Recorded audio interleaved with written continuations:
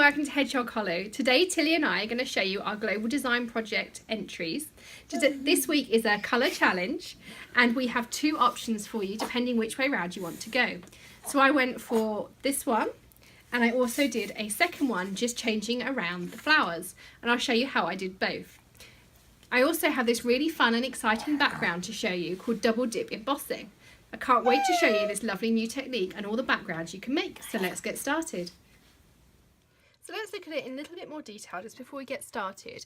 I wanted to show you this double dip embossing that I was referring to. So you can see here this circle is elevated and then part of this circle then dips back down again. So that's why I called it double dip. And the other thing, when we do a colour challenge, I always like to show you a couple of variations. So when we do this, we're just going to reverse the colours in the flower and we're going to reverse the hello colour just to give you another look on the same card. So first of all, this is a really quick and simple card. I've got a half sheet of A4. You could again use your half sheet of 8.5 by 11, depending on what is available in your market. We're going to fold it in half, and ideally you want to score that. Normally I pre-score, but I forgot today. And you can pop this to the side. That's the only thing you need to do on your card base. The next thing we're going to do is we're going to do our double dip embossing. And to do that, I have the large dots embossing folder, and we were actually showing this technique at our upline meeting with Rhonda Wade this week. One of the ladies came up with this, so I can't claim it was my original idea. And what you want to do is just pop it in, and we're going to run it through our big shot as normal. So let me bring that into shot so you can see how we do this. So I'm just going to put this into our big shot. And I have my two cutting mats here, and then just the thinner base. We don't need the extra adapter plate. And we're going to wind that through, like so. And then we're going to emboss it again. So I'm going to open up my embossing folder like this. I'm going to turn my paper over, and then I'm going to offset the paper so that I can emboss it slightly differently. And you can line it up anyway, like you can go completely random. And I'm going to just try and get this somewhere in between my circles. So just bear with me a second. And you can spend as much time as you like fiddling around, but I'm going to do it like that. So I'm going to line it up in this bottom corner, just here. And I'm going to wind it through again, exactly the same. And what this will give you is that double dip embossing. So you can see here I have two sets of circles. Some are raised, and then there's bits that also go inwards as well. So that's what gives you that lovely technique. And you could do it either way up, depending on what you like. As you can see, they look different on both sides. So I'm going to just put my big shot to the side, because that's all we need to do on there. Okay, so that's our double dip embossing done. Now I'm just going to trim this down, and I use this cutter peed cutter, which I will link again on the blog for you. I've had one of these for years, and I like this because if I take this piece here, it's roughly 1/4 of an inch on this cutting mat. So I quite often, if I want to take 1/4 of an inch off something, I just line it up with that edge of the cutting mat, and I know that I'm going to layer nicely. And there's another side here, on the other side of the panel, this side here. So if I layered my card here, I know that that's round about 3/8 to 1/2 an inch. Again, that works perfectly if you just want to line up for some layering. And that's our layer of our card. So we're going to stick that onto our base here. And to do that, I use some foam dimensionals rather. And I'm going to do it this way up this time. And this one's going in the male, so I'm going to put just a couple in the middle just to make sure it's nice and robust. And we'll peel those backs off. And we're going to layer that onto our card front. Now to layer on my card front, I always open it up and then worry about doing it like so. So that's your card base done. Now what I've cut here is from the Swirly Scribbles. So this is the die set. In the Emerald Envy, I have cut this piece, and I'm going to trim this down to make it into our stem.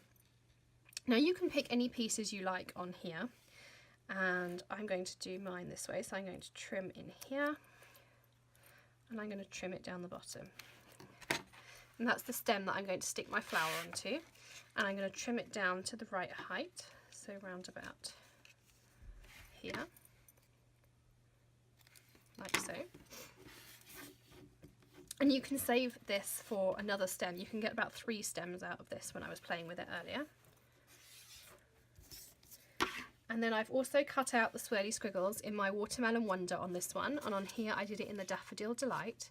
So that's this one here. So that's the smaller of the squiggles. And then I'm going to stamp my inside. So to do that, I use the stitch framelits because I like the little bit of detail, because you do see that through. And I pre-did mine, and I use the second to smallest. So let me grab mine here. So I open this up so it's a bit clearer. I use this circle here. So that's the second to smallest, or third to on the way in.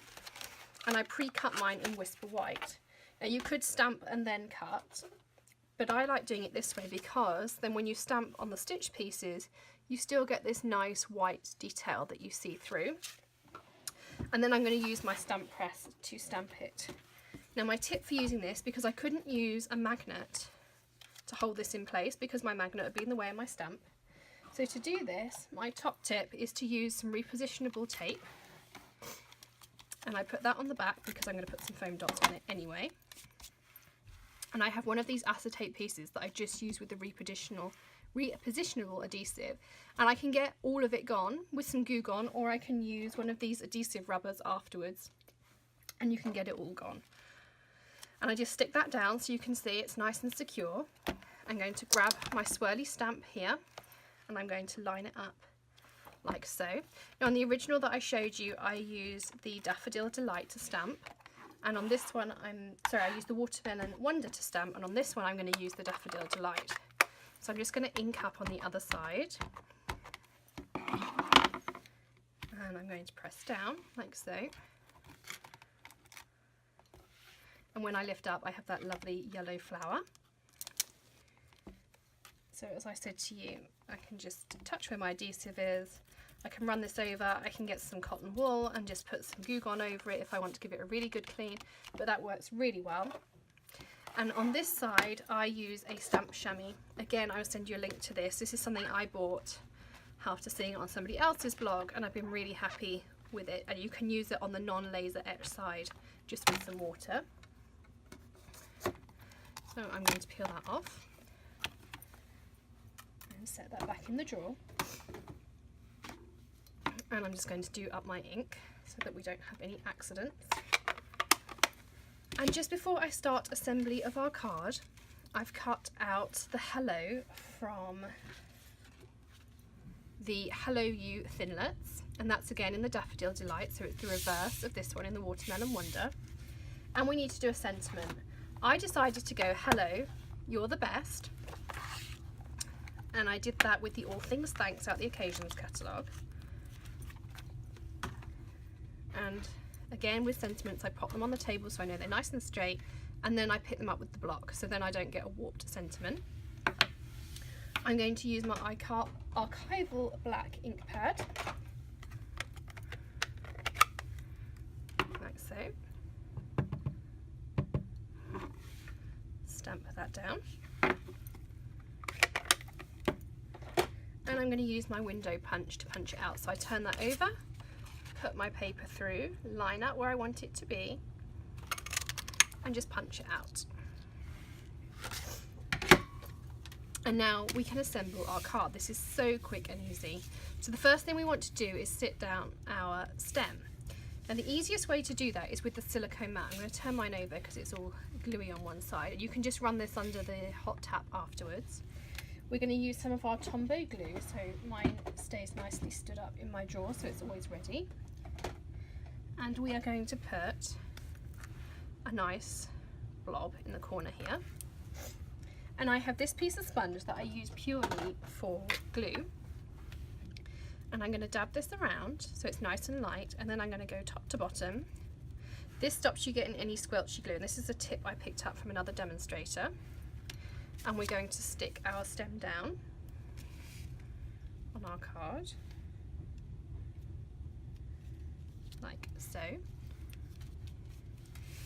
Then we're going to assemble our swirly bird petals, and to do that I'm going to turn this over exactly the same way, and I'm going to go all over with my glue. Stuck to me. And I'm going to stick that onto here, and you can fiddle around with it until you have it in the exact placement you like, but I like to see a little bit of that stitch detail, so if I bring that closer to the camera you can see, you're going to see some of that stitching through there. And then I use some foam dots to actually stick it on, just to give it that nice dimension. So I'm just going to use a couple of dimensionals here. Ooh.